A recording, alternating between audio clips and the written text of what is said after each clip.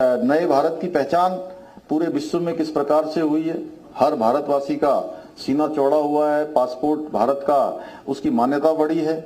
अभी अभी हाल के दिनों में जिस प्रकार से माननीय प्रधानमंत्री जी की विदेश यात्रा हुई और विदेश की धरती पर पहले भी भारत के प्रधानमंत्री जाते थे, कोई पता ही नहीं लगता था कब आए कब चले गए। क्यों थलेड़ी भाई साहब?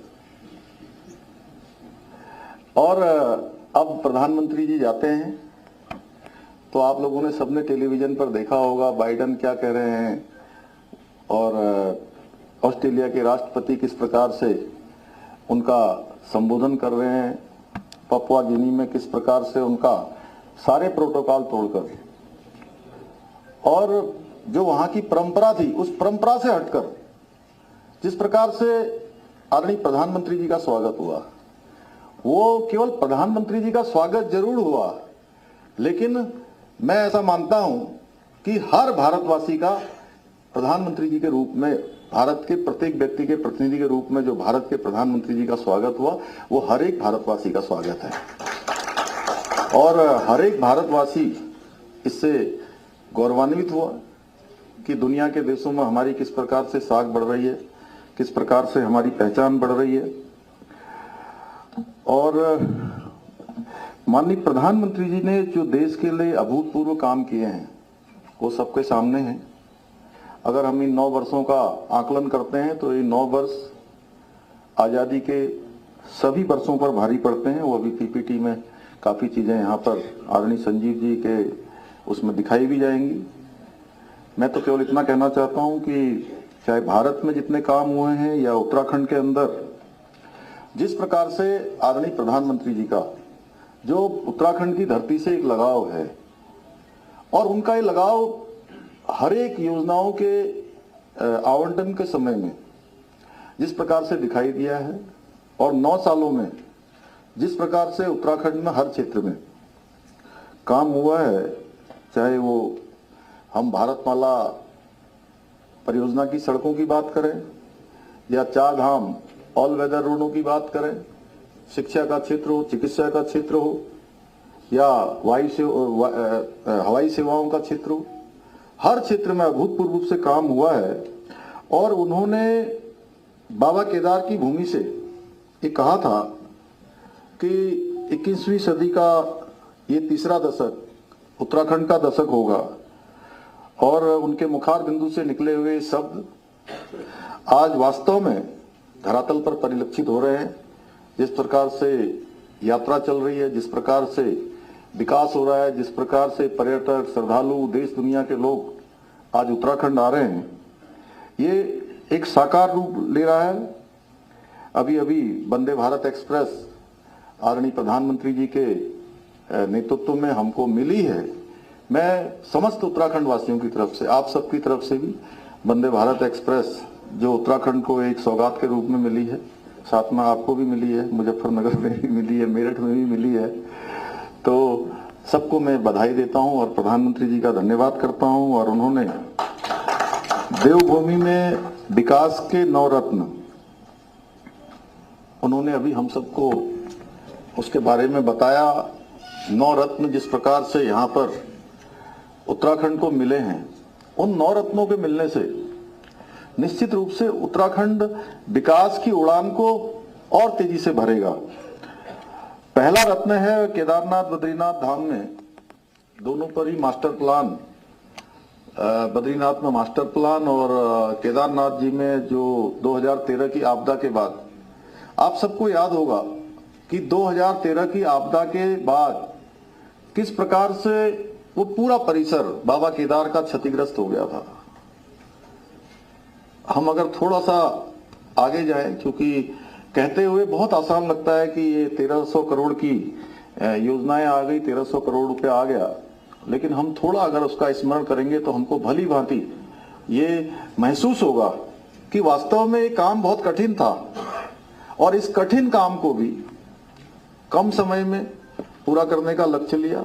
जहां पर 6 महीने ही कुल काम हो पाता है, 6 महीने काम नहीं होता है क्योंकि बर्फ पड़ जाती है और जो मजदूर वहां पर मजदूर भाई काम करते हैं उनके लिए भी बहुत कठिन होता है कि कई बार 1 महीने 2 महीने काम करने के बाद तबियत खराब होने लगती है। लेकिन इस विषम भौगोलिक परिस्थिति में भी तेजी से काम हो रहा है और बद्रीनाथ का मास्टर प्लान और केदारनाथ का पुनर्निर्माण का कार्य हमने लक्ष्य लिया है आदरणीय प्रधानमंत्री जी के मार्गदर्शन में कि हम इस वर्ष के दिसंबर माह तक इस कार्य को संपूर्ण रूप से पूरा कर लेंगे। दूसरा रत्न 2500 करोड़ रुपए की लागत से गौरीकुंड से केदारनाथ और गोविंद घाट से हेमकुंड साहब रोपवे का शिलान्यास माननीय प्रधानमंत्री जी ने कर दिया है। और ये जो गोविंद घाट से केदारनाथ का रोपवे जब बन जाएगा तो यात्रा में जो आज व्यवधान आ जाता है, कई बार हेली सेवाओं में भी अनावश्यक रूप से मौसम के कारण से कई बार व्यवधान पैदा होता है, तब यात्रा हमारी बिल्कुल सुचारू रूप से चलेगी।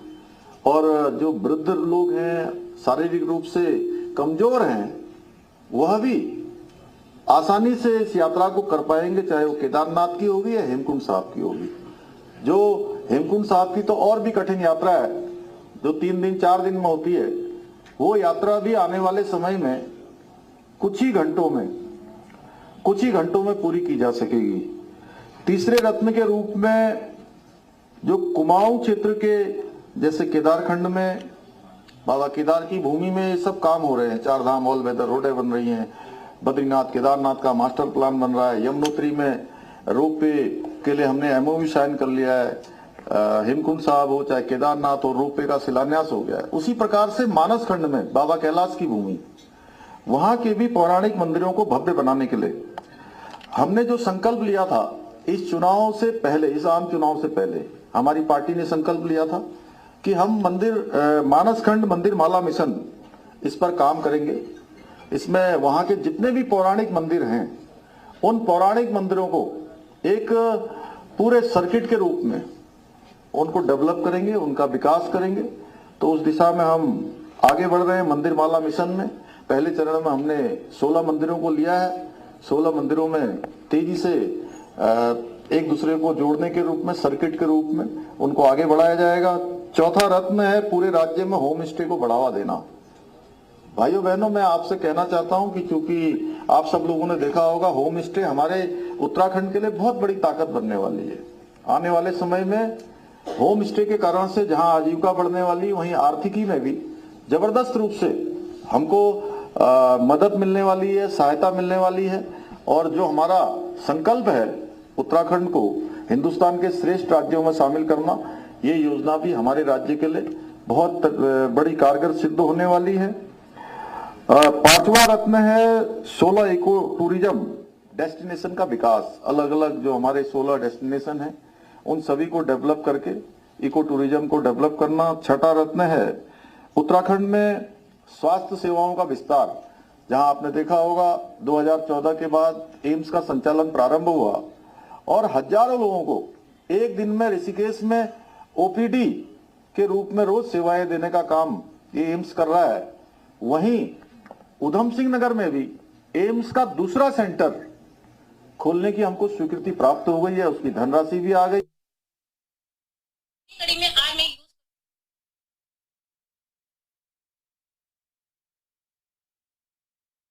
जो है वो सरकार की गिनाते हुए नजर आ रहे थे, चूंकि केंद्र सरकार ने 9 साल पूरे कर लिए हैं, तो उस 9 साल पूरे करने के उपलक्ष्य में प्रेस कॉन्फ्रेंस जो है वो यहां पर सीएम धामी कर रहे थे। 4 धाम यात्रा और बेहतर बनाने पर काम हो रहा है। मानस खंड के तहत भव्य